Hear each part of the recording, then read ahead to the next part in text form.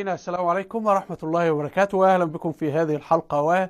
والمغرب تصفح فرنسا، إلغاء زيارة الرئيس الفرنسي ماكرون للمغرب، إلغاء صفقات التسليح بين فرنسا والمغرب، إلغاء مشروع القطار فائق السرعة من الدار البيضاء لمدينة أكادير المغربية، كانت ستقوم به شركة فرنسية، ستقوم به الآن شركة صينية، شطب عدد من الشركات الفرنسية في البورصة.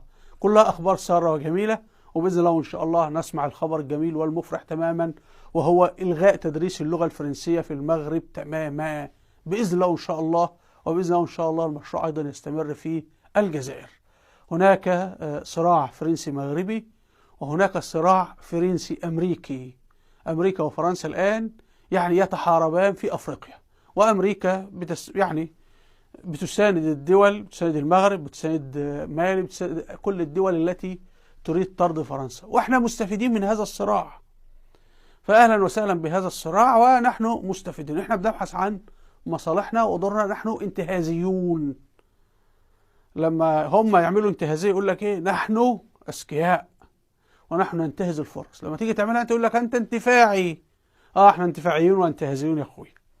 تعالوا نبدأ ونرى هذا. وفي ظل انه فرنسا رغم انها تمد يدها لتشحت منا أو تفرض علينا جزية وتأخذ أموالنا وتأخذ خيراتنا وتسرقنا، ثم تشتمنا في البرلمان الأوروبي، ثم ترفض الاعتراف بأن الصحراء أرض مغربية، هذه أرض المرابطين الطاهرة.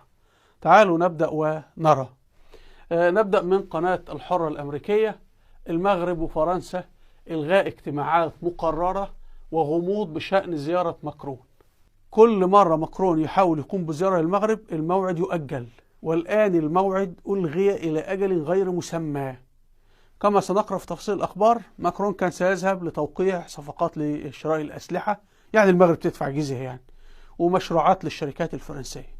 فالمغرب استبق كل هذا وألغى اللقاءات مع المسؤولين الفرنسيين، ولم تعد هناك اتفاقات يوقعها ماكرون إذا زار المغرب. فعمليا هذا معناه أن الزيارة يا جماعة ألغيت. هذا فهمي. تعالوا نكمل في تفاصيل الخبر. أن قررت السلطات المغربية بشكل مفاجئ إلغاء اجتماعين مهمين مسؤولين فرنسيين، في خطوة تعكس استمرار الرباط من قرار البرلمان الأوروبي الناقض لحالة الحريات في المملكة. وإن وسائل إعلام مغربية قالت إن الرباط ألغت زيارة نائب، ركز بقى، نائب مدير شمال أفريقيا والشرق الأوسط في الدائرة العامة للتسليح في وزارة الدفاع الفرنسية للمغرب. الباشا الفرنسي، الخواجة الفرنسي، كان سيذهب المغرب يعمل ايه؟ صفقات تسليح، يعطيك أسلحة لا قيمة لها ولا تصلح لشيء إنما هي كانت جزية فألغيت هذه الزيارة وضعت الفلوس على ماكرون. فأستراليا صفحت فرنسا ولغت معها صفقة الغواصات والطائرات. مالي صفحت فرنسا، أيضا بوركينا فاسو صفحت فرنسا، والآن المغرب أيضا تصفح فرنسا، وعقبال الجزائر وتونس. تونس قيس سعيد في البطاطا خالص طيب. والراجل ده اسمه أوليفيه لوكوانت، كان مقرر أن يزور المملكة يوم 23/24، الزيارة لغاية خلاص. كما ألغت الرباط انعقاد اللجنة الاستشارية المشتركة حول التعاون القضائي التي كانت مقررة يوم 30/31 من الشهر بحسب موقع لوديسك المغربي. تعتبر كده خلاص زيارة ماكرون ألغيت. هنا حضراتكم أيضا في الإعلام المغربي مستجدات مشروع تجيفي الدار البيضاء أكادير قد يصدم فرنسا. طردوا الشركة الفرنسية اللي كانت تعمل المشروع. والتفاصيل كشفت مصادر إعلامية أن المغرب يتطلع إلى تكليف إحدى الشركات أو المؤسسات الصينية لإنجاز الخط الثاني من القطار فائق السرعة البراق الرابط بين الدار البيضاء وأكادير بدلا من شركة فرنسية. وحضراتكم المشروع قطار فائق السرعة يبدأ من مدينة الدار البيضاء المغربية وينتهي عند مدينة أكادير المغربية.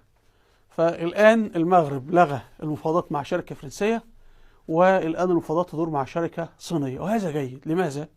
فرنسا جار، ويسهل ان هي لما تتواجد تبدأ تعمل استخبارات وشغل، وتبدأ ممكن تحتل البلد مرة أخرى. وفرنسا أصلا وفقا للقانون الذي أصدره ماكرون لتكريم الحركيين وكل هؤلاء وذكرانا في شمال افريقيا الى اخره، ففرنسا لديها مشروع استعماري. لكن امريكا الان بتقول لها انا فقط الذي استعمر العالم وممنوع اي حرامي اخر يدخل. طيب الصين عدو، لكن الصين عدو بعيد عن المغرب. الصين بالنسبة لدول الخليج خطر، لأن جارهم ممكن تجيب لك 100 مليون صيني تضعهم في الخليج، كل سنة طيب، ضاع الخليج. لكن بالنسبة للمغرب بعيدة جدا، فأنت تعاون مع العدو البعيد لمواجهة العدو القريب اللي هو فرنسا. لكن فرنسا لو عملت استيطان في المغرب وكانت عملت استيطان في الجزائر مصيبة تدمر البلد، فلا بد أنت تبعد أي تواجد أسباني فرنسي في المغرب والجزائر، خطر يا جماعة. أيضا هنا في وكالة الأناضول التركية أخبار مهمة. هل تهز أزمة التأشيرات مكانة فرنسا الاقتصادية في المغرب؟ وأن شركات فرنسية غادرت البورصة ومخاوف من تصاعد الآثار الاقتصادية. فرنسا تشحت ثم تطردنا وتقول لنا لن تدخلوا أرض فرنسا، ندفع لها الجزية ونصرف عليهم. ونحن أصلا ما هم شحنوا أجدادنا المسلمين من النيجر ومن تشاد والسنغال والمغرب والجزائر وتونس، وأخذونا حشو بنادق في حروبهم مع ألمانيا في الحرب العالمية الأولى والثانية. ولولا وقوف المسلمين وجنود المسلمين اللي حاربوا كان زمان جنود هتلر بيغتصبوا نساء الفرنسيات حتى اليوم. فمن الذي أنقذ باريس ومن الذي جعل فرنسا دولة أصلا؟ نحن المسلمين. ثم يأتي ماكرون ووزير داخليته يطردوننا وينزعون الحجاب من على رؤوس أمهاتنا المسلمات وزوجاتنا المسلمات وبناتنا المسلمات، ويغلقون المساجد ويغلقون المدارس الإسلامية. هم الديوسيين يقرروا تدريس اللغة الفرنسية في مدارسنا، ونعمل ايه باللغة الفرنسية؟ وفي حد بيتكلم في العالم الفرنساوي؟ يا جماعة انتوا في ايه؟ المهم الحمد لله شركات فرنسية طردوها من البورصة. تفاصيل خبر انسحاب شركات فرنسية في 6 ديسمبر يعني خلال الشهر الماضي. أعلن المغرب وقف تداول أسهم شركة سنترال دانون الفرنسية في بورصة الدار البيضاء. وتملك سنترال دانون مصنعين للحليب ومشتقاته في مدينتي الدار البيضاء والجديدة. وأيضا في أكتوبر أعلن المغرب وقف تداول أسهم شركة ليديك الفرنسية في بورصة الدار البيضاء. بيان البورصة قال إن شطب الأسهم جاء بناء على العرض العمومي الإجباري للسحب، وبناء على طلب المصدر اللي هي شركة ليبديك يعني. فكده شركتين فرنسيين طاروا، والشركة بتاع القطار أيضا. نأتي على وقائع فرنسية أخرى. فرنسا ترفض الاعتراف بأن الصحراء أرض مغربية.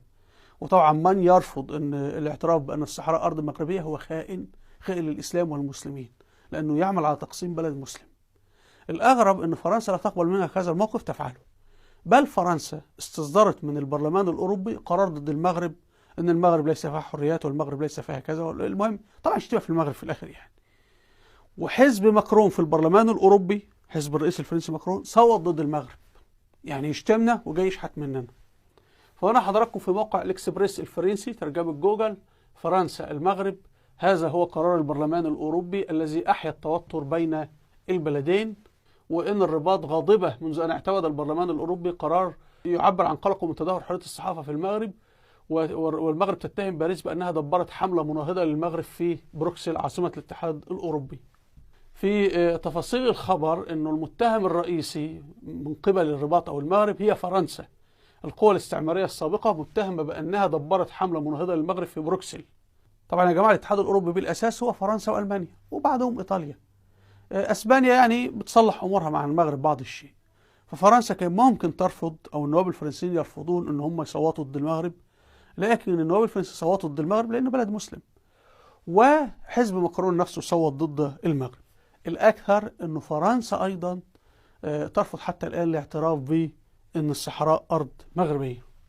هنا في مجلة جين أفريكا الفرنسية ترجمة جوجل، توترات جديدة بين المغرب وفرنسا، تتكاثر الحوادث والأخطاء والخطأ وسوء التفاهم بين باريس والرباط في مواجهة ما تعتبره مظاهر عدائية من جانب فرنسا.